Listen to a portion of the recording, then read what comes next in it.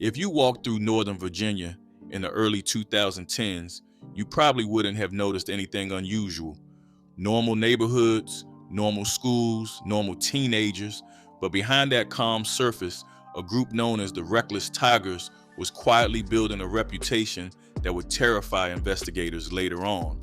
They weren't just another street crew chasing attention.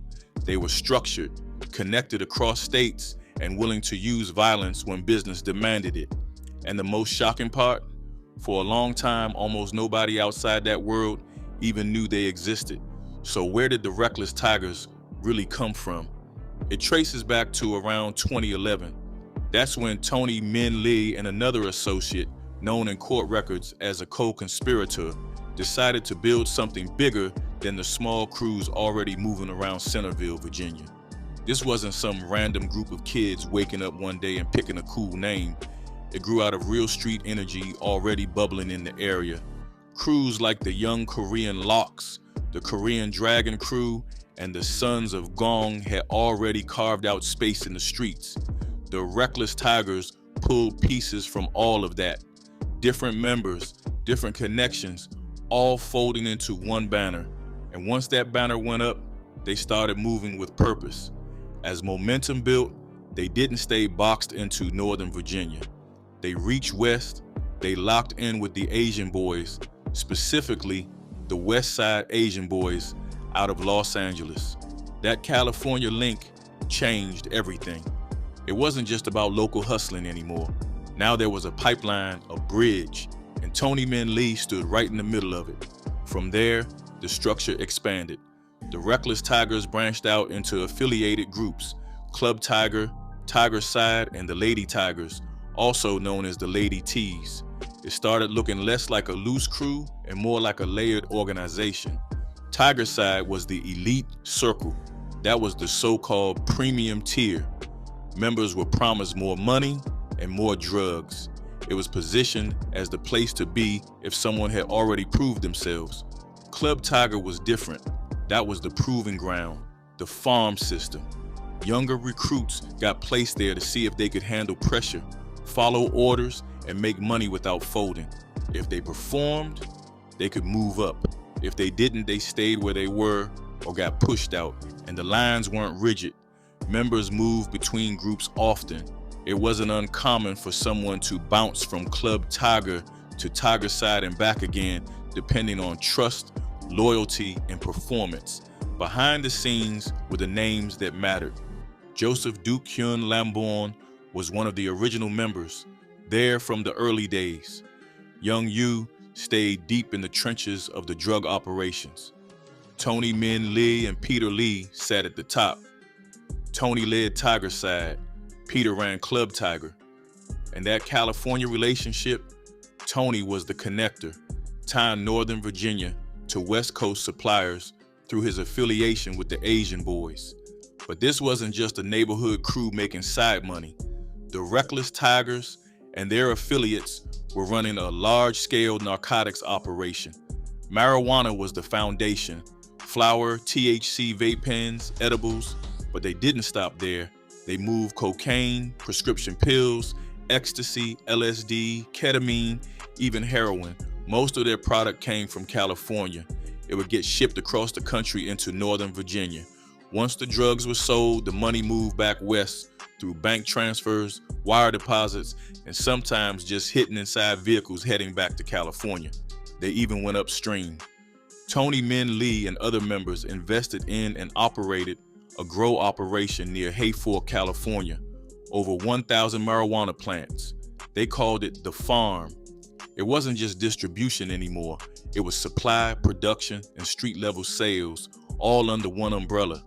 What made the Reckless Tigers stand out was how openly they marketed themselves.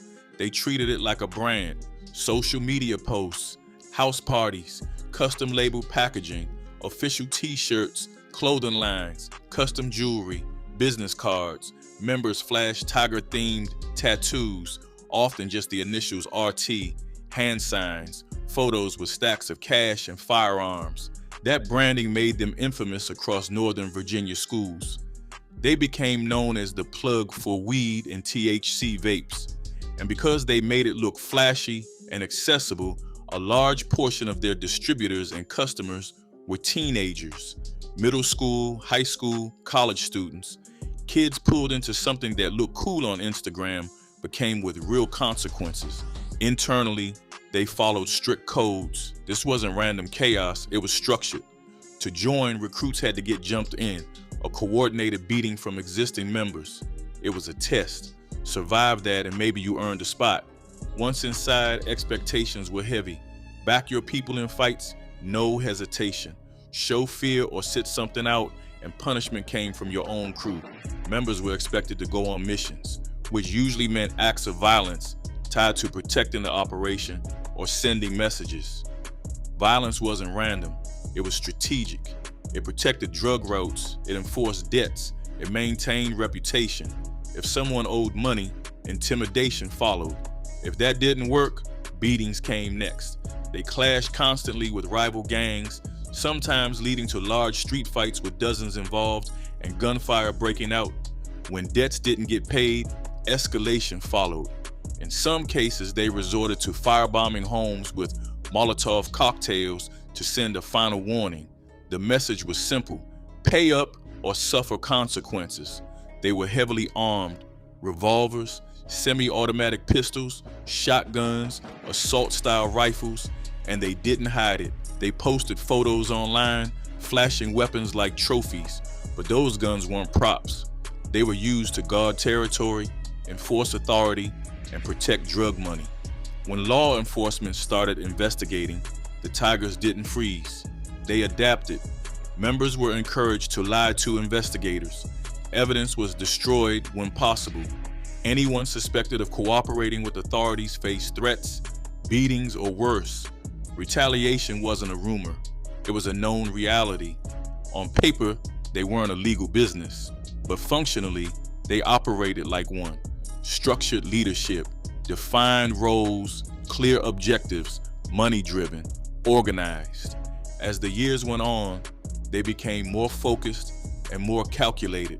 According to Jay Lanham, executive director of the Northern Virginia Regional Gang Task Force, they were one of the largest marijuana distributors in Northern Virginia. Not reckless teenagers anymore, a disciplined criminal enterprise. Their war with the Asian Dragon family in 2012 showed just how quickly things could spiral. It started over a drug deal gone wrong and escalated fast. Early September, quiet suburb of Springfield, Virginia, a house on Victoria Road. One resident owed the Tigers $11,000 worth of product. But when the shipment came through, instead of quality marijuana, it was grass clippings. The Tigers didn't laugh it off. Around September 3rd, they pulled up and trashed the house, and they didn't stop there.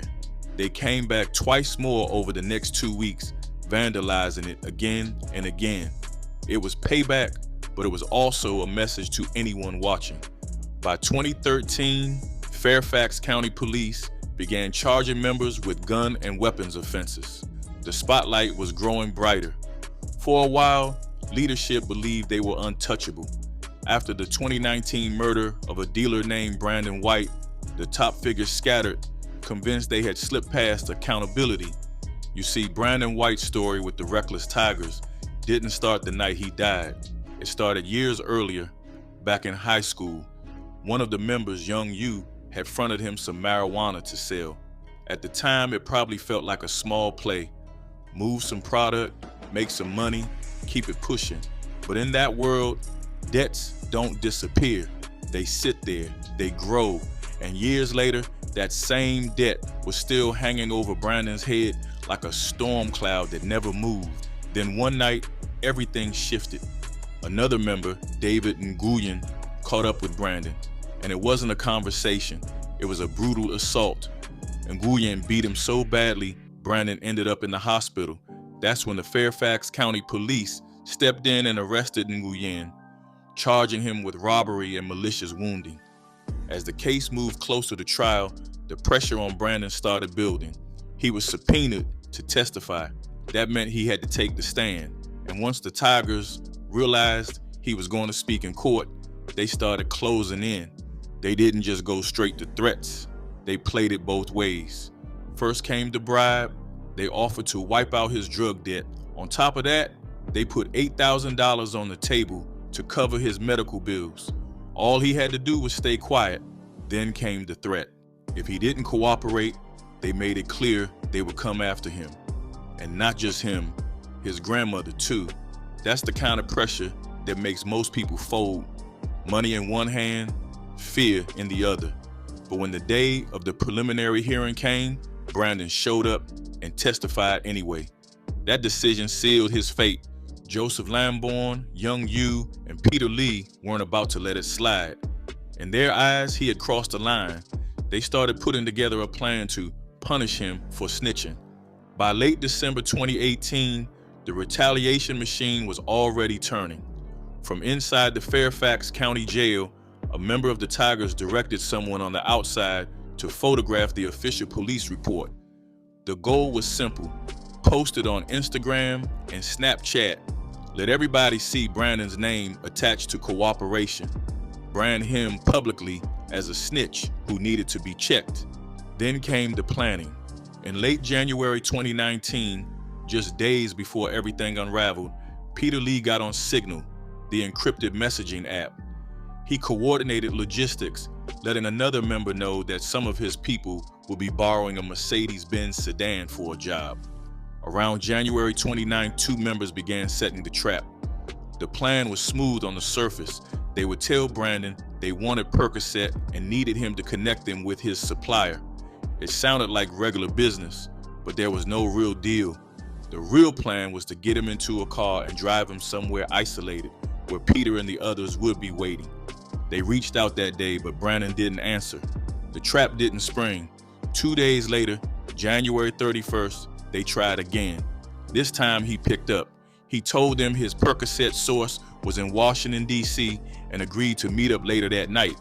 With that, the machine started moving. They picked up the Mercedes from another member, drove from Fairfax County down to Falls Church. Around 10:46 p.m., they pulled up near Brandon's grandmother's house.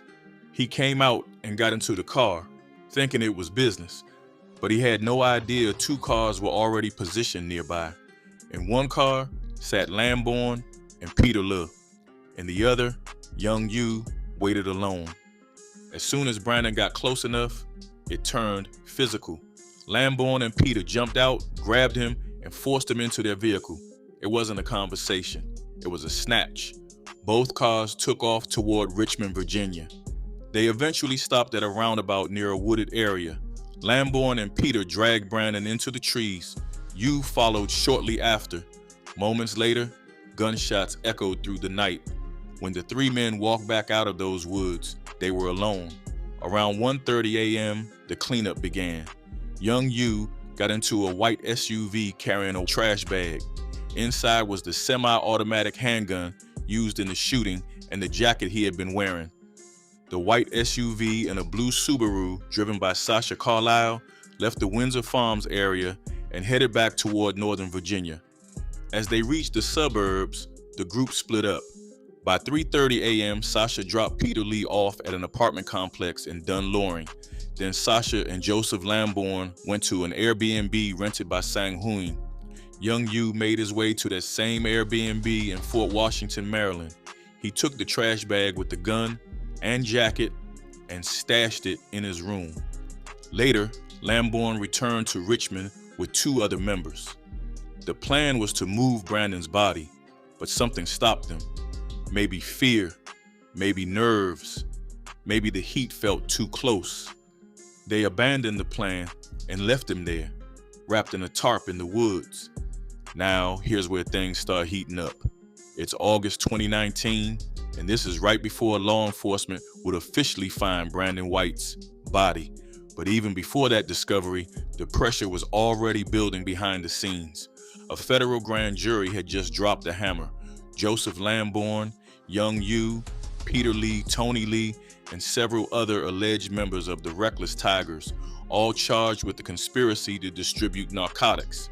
Not just small-time stuff either. We're talking serious federal drug trafficking charges stacked on top of each other.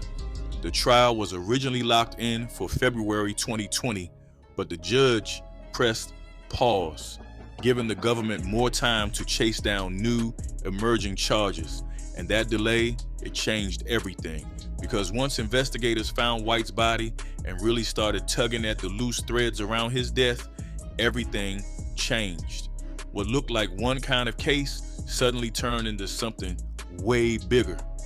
By August 2020, prosecutors weren't playing anymore. They came back with a heavy superseding indictment, and this time they came loaded. This wasn't just about drugs. The stakes had officially gone up. Murder was now part of the conversation. Back on September 17th, 2013, things got ugly in Centerville, Virginia. Lamborn and another member allegedly tracked down someone over an unpaid drug debt and beat them down brutally. It wasn't random, it was business, and in their world, unpaid debt came with pain.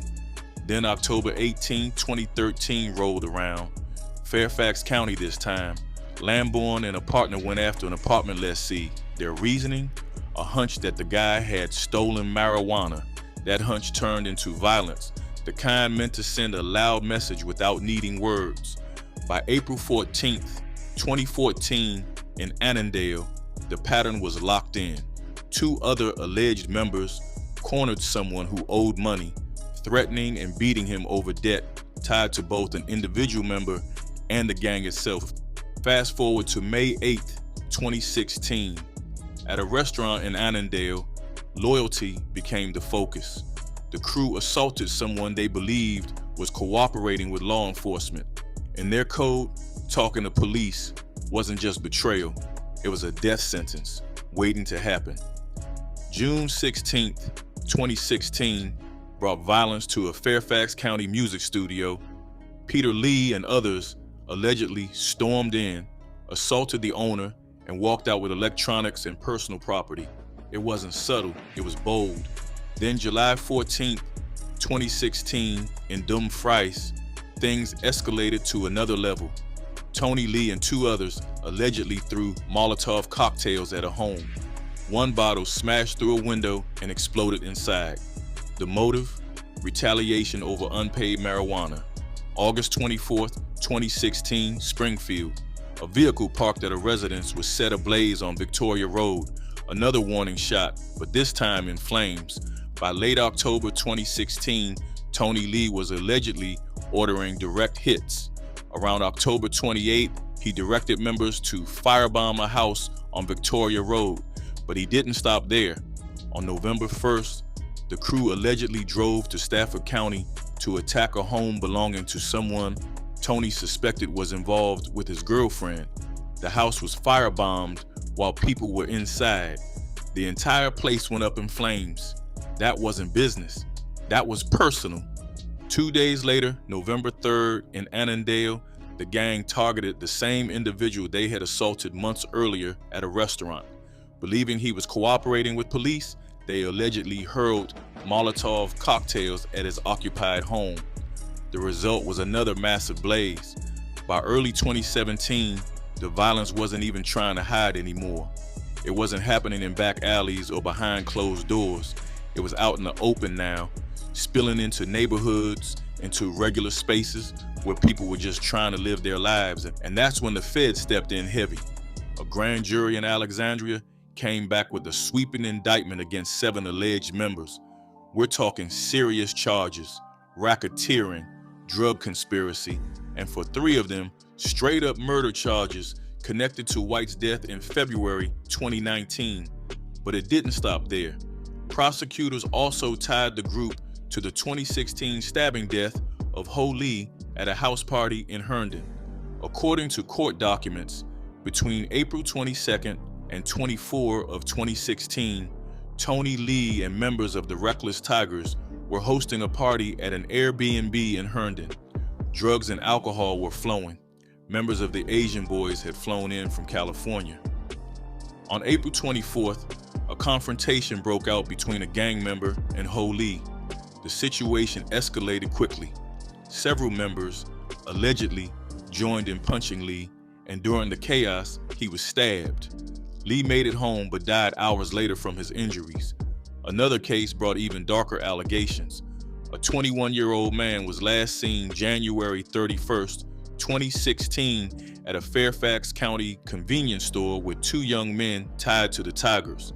Investigators believe he had witnessed a robbery committed by a gang member. Prosecutors allege the gang tried to bribe him to stay silent. He refused and testified.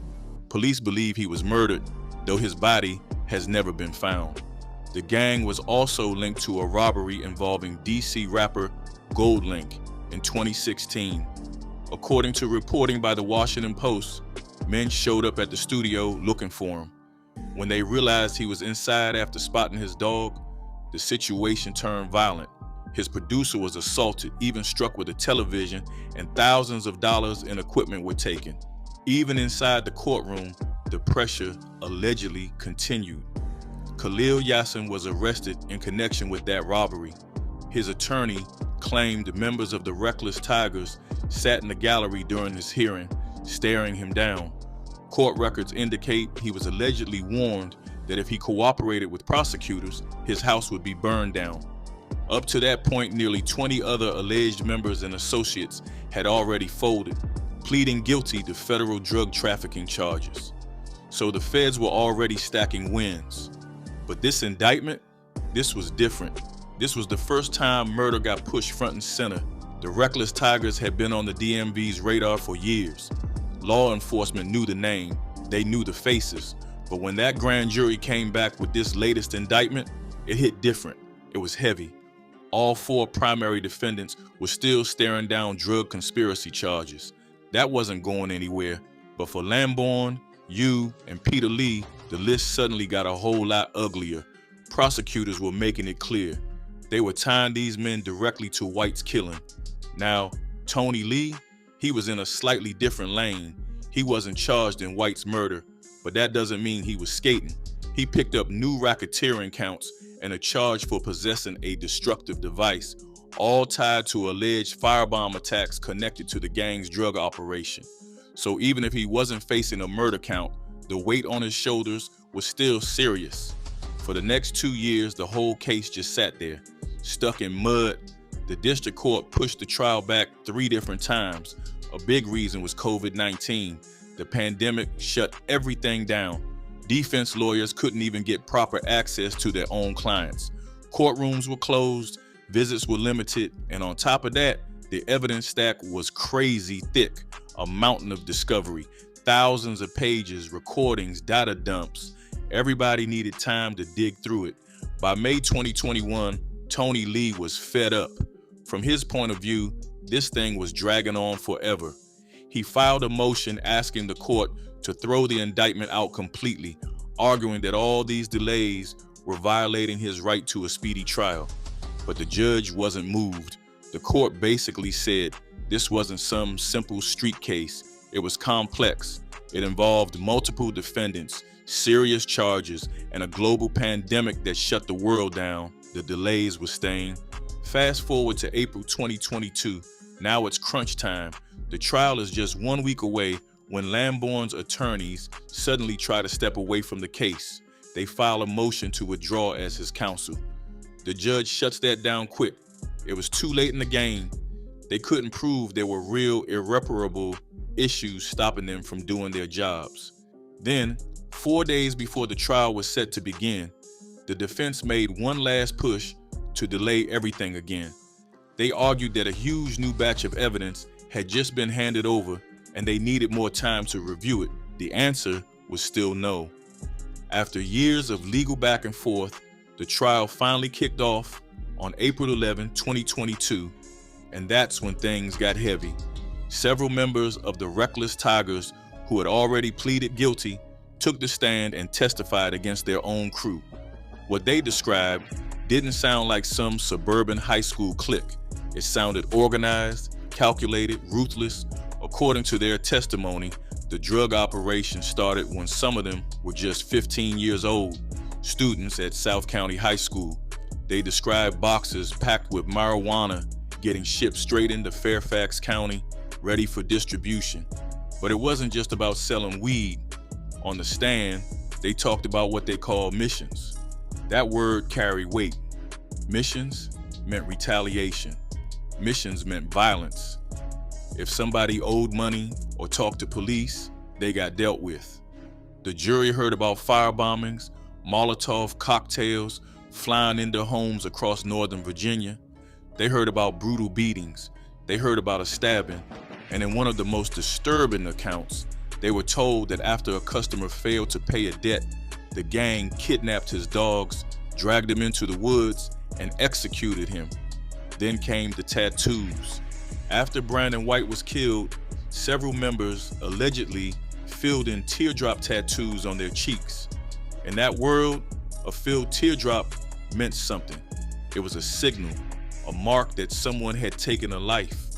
Brandon White himself was presented as a man who faced an impossible choice. Prosecutors said the gang gave him an ultimatum after one of their members assaulted him. He could take $8,000 and stay silent, or he could testify and risk his life. Brandon made a choice. He chose to testify. He wasn't taking the money. He wasn't backing down. And that decision, it came with a price. Less than 3 months later, Brandon was gone. His body turned up in the woods out in Virginia, just like that. Now on the other side, you and Peter Lee stood firm. They said they had nothing to do with kidnapping Brandon White, nothing to do with killing him either. According to them, they weren't even there. But here's the thing. The testimony painted a whole different picture. Fahad Abdul-Qadir, a gang member with his own drug debts, took the stand. He said Peter made him an offer.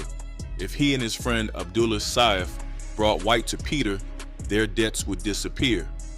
Fahad also testified that Peter helped secure the car used to drive White to the parking lot where everything went down. Then there was Kevin Augustin.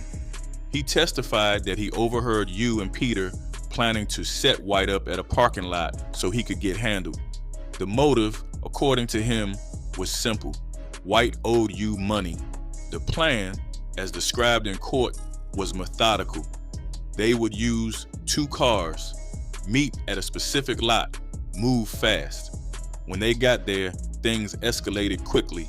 Abdul-Qadir and Augustin both testified that Peter jumped out wearing latex gloves and physically forced White into a vehicle. After that, you and Peter drove off separately. While they were moving, you allegedly called Peter's car to confirm the next meeting location. That detail carried weight. It suggested coordination, not coincidence. The defense pushed back hard. They argued that Abdul-Qadir and Saif were the real masterminds and acted alone. But on appeal, courts don't reweigh credibility like that. They assume the jury did its job. If the jury believed the government's witnesses, that's what stands. And under that standard, the evidence was enough. When they arrived in Richmond, Peter and Lamborn forced White into the woods. You followed. At one point, Lamborn reportedly warned that he was going to shoot White and told Peter and you to leave. They didn't leave. They stayed. Witnesses nearby heard gunshots. Soon after, the men came back out of the woods alone. White did not. Testimony indicated that you immediately placed his gun into a trash bag before they left the area. Later, another member, Spencer Pack, testified that you admitted Peter handed him a knife in the woods and that you used it to stab White. Investigators later found White's body with sharp force injuries consistent with stabbing, along with gunshot wounds. You eventually gave a suitcase containing clothes and the knife to another member to dispose of, according to testimony. Yu's defense argued that Pac's testimony didn't line up with others and shouldn't be trusted. But appeals courts don't get to replay the trial and decide who sounded more believable. That's the jury's lane. The defense also claimed the evidence was insufficient because no one physically saw what happened deep in those woods. But the jury didn't need an eyewitness to every second. They could connect the dots. They could conclude that Peter handed you the knife and that you carried out the stabbing. Or at the very least, they could decide both men were in on it. Lamborn warned them a shooting was coming. They stayed anyway. In the eyes of the law, Staying in that moment can speak louder than running. By the time the trial was deep in motion, things started getting real messy. Lamborn came in with a full legal team behind him. Suits, strategy, the whole setup. But halfway through the defense, he switched it up. Said he'd had enough. Fired his attorneys right there in the middle of it all and decided he was going to represent himself. That's a risky move in any courtroom. He stood up, took control, and delivered his own closing argument straight to the jury. It was bold, but bold doesn't always mean smart. While that was happening, you and Peter were trying a different route. Their lawyers filed motions for a judgment of acquittal. In simple terms, they were telling the judge there wasn't enough evidence to even let the case go to the jury. They wanted it dead on arrival. The judge didn't bite. Both motions got denied. Then the moment came. The jury walked back in, and when they read that verdict, it hit heavy. Lamborn, you, and Peter were all found guilty, not just on 1 or 2 counts, on a stacked list: racketeering, kidnapping conspiracy, kidnapping resulting in death, drug trafficking, murder, the whole weight of it. Lamborn caught an extra conviction for using a firearm during the murder. Peter got hit with additional charges tied to running drug houses, distribution, and money laundering. The government had connected the dots, and the jury agreed. When sentencing day arrived, the judge made it clear this wasn't a situation where anybody was coming home early. Lamborn, you, Peter, all 3 got life in prison. On top of that, several years of supervised release were tacked on, but with life sentences, that part barely matters. They're not walking free again. Tony's situation played out a little different. The jury found him guilty of racketeering and drug conspiracy. He managed to avoid conviction on the destructive device charges, but he still wasn't walking away clean. The jury tied him to over 1,000 kilograms of marijuana and at least 500 grams of cocaine. But when the probation office prepared the pre-sentence report, they went deeper. They calculated his involvement at 15 kilograms of cocaine. That's a major jump. At sentencing, the court sided with the higher number. Then came the enhancements. Legal language, but it basically means extra time added because he was viewed as a leader, because firearms were involved, and because violence was part of the operation. When the math was done, Tony was handed 312 months in federal prison. That's 26 years, a long stretch. Even with those sentences handed down, the story didn't end in that courtroom. For Brandon White's mother, the verdict brought something she had been chasing for years. Not peace, exactly, but relief. She told reporters she was proud of her son. In her eyes, his decision to testify, to stand up instead of folding, is what ultimately helped dismantle the entire organization. That choice cost him his life, but she believes it also brought everything into the light. She shared something personal about the trial. When it first began, she said she felt her son's presence in the courtroom. She kept hearing the courtroom door squeak, like someone was walking in and out. Every time she looked, no one was there. To her, that wasn't random. She believed it was her son making it known he was there, watching, standing with her. She thinks about him every day. That kind of loss doesn't fade, but the verdict, the life sentences, the years handed down, all of it gave her something she had been praying for: closure.